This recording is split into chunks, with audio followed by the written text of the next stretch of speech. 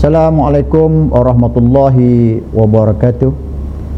Salam sejahtera, salam Malaysia Madani, salam pendidikan bermutu, insan terdidik, negara sejahtera, dan salam Kubang Pasu Intelligence.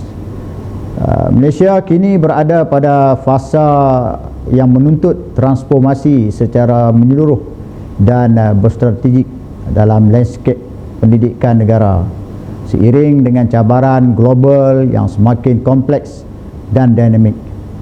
Perubahan pasal dalam aspek ekonomi, sosial dan teknologi telah meletakkan pendidikan sebagai teras utama dalam memastikan negara kekal berdaya saing.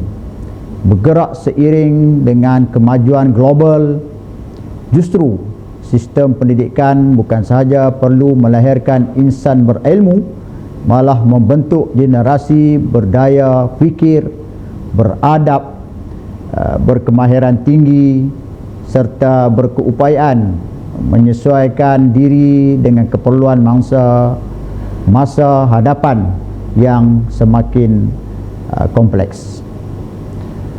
Pelan Pembangunan Pendidikan Malaysia PPPM 2013-2025 telah meletakkan asas yang kukuh, khususnya dalam memperluas akses pendidikan dan memperkukuh equity. Namun perubahan landscape global pasca pandemik menuntut pendekatan baharu yang lebih strategik dan berimpak tinggi.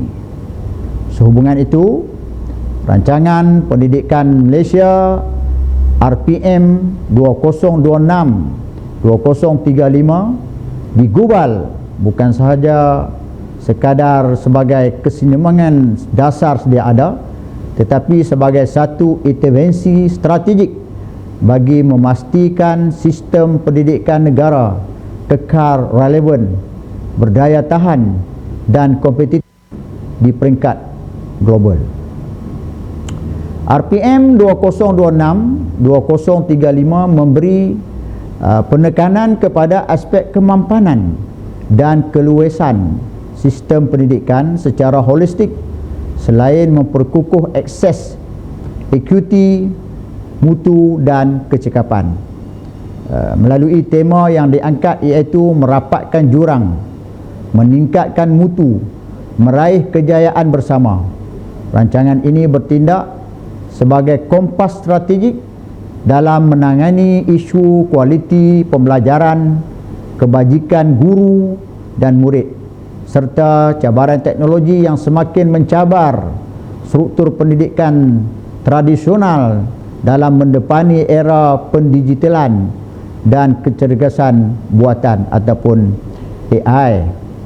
Transformasi struktur sistem pendidikan yang menyeluruh dan holistik diperlukan untuk merealisasikan aspirasi insan sejahtera yang berteraskan falsafah pendidikan kebangsaan ataupun FPK melalui pendidikan bermutu, insan terdidik, negara sejahtera.